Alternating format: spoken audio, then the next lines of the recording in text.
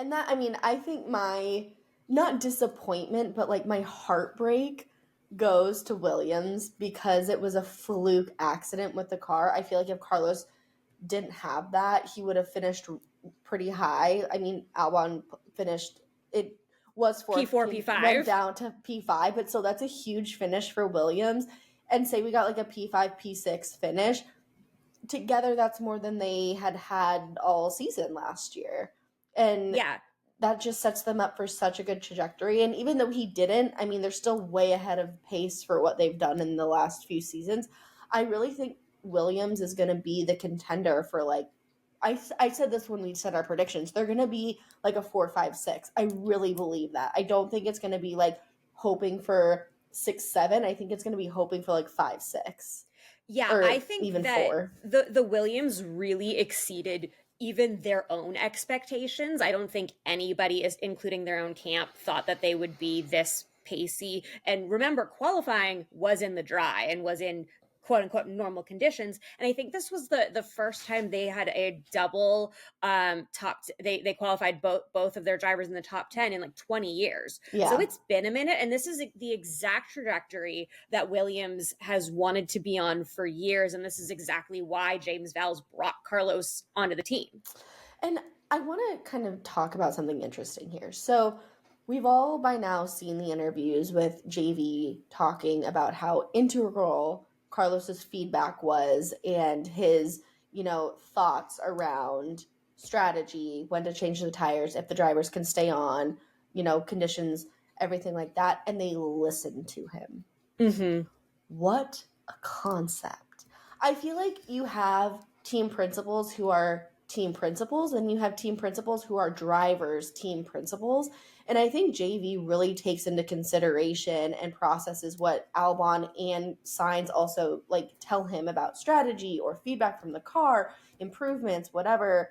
I really think he listens to that maybe more so than other people who are like, oh, well, we're this team and we know what's best because we are this team. Ferrari.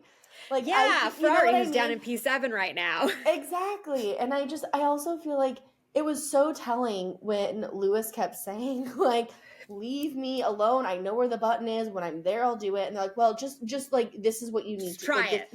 Right. And it's one race in. I know it's way too early, but I feel like that relationship is just going to go sour real quick. And I think James is really building a program and building a team. And we've said this ad nauseum, but it really, that one interview solidified all of my thoughts about James of like, he's really here to build a team, to take feedback from the drivers, to all grow together. That's why Alex is still there.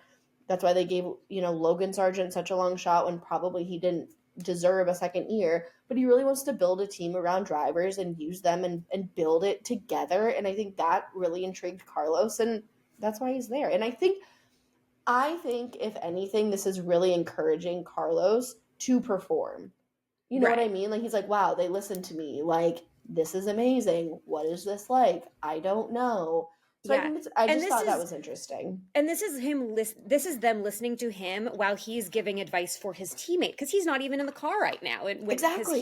he was advising them on the switch back to inters in the latter half of the race and saying like, here's what we should do. Also, watch this with Ferrari. They're going to totally screw themselves. Love because that. there was a point where Lewis and Charles were running 1-2 at the top of the field when everyone was going through all that chaos after the McLarens had their little excursion into being lawnmowers. And Ferrari gambled but lost. And some of it you can't really fault them for, but some of it you kind of can. And Ferrari. Lewis will have to learn. This is a brand new relationship with a brand new race engineer in Ricky, who used to be Carlos's race engineer. So like, there's a lot to do. So we knew it wasn't going to be seamless. And Anthony Hamilton talked on the grid walk about this is feeling like the first day of school, and it really is. But Ferrari's got some work to do, or Lewis is going to be a real unhappy man. Yeah. I also think it's really cool that Carlos was still so engaged into the race and not just like standing by his girlfriend in the pit.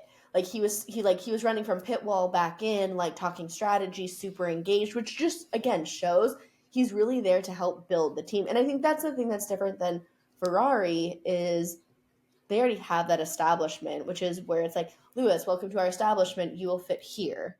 Right. Where JV is like, hey, we're Williams. We're rebuilding. We were once great. We want to be there again. How can you help us get there? Like, what do you see in our house that needs fixing? Let's fix it together. And I think it's two completely different strategies. And I think it'll be really interesting to see how those two teams kind of shake out this year with all the movement. So Yeah, especially in the long term, and especially there has been some news this week about how Carlos Sainz Sr.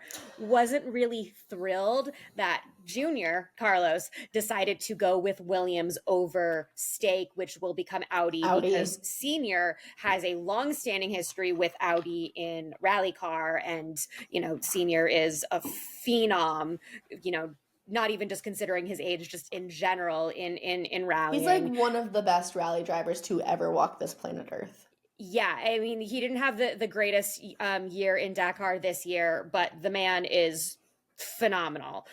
So I think that it's interesting, and I think that this is also, Carlos Sainz has a little bit to prove with his decision with Williams, and I think there were a lot of questions going into the season and even going into the postseason test last year, where it's like, did he really make the right call? But I think that the trajectory that we're on right now is very positive, and a completely different Williams that we saw a year ago in I Bahrain. agree. I agree. Oh, I'm so excited for them. I know.